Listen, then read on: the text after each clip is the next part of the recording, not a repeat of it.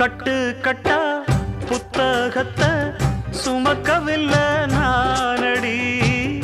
ஆனாலும் தான் கெட்ட வழி போனதில்லை நானடி.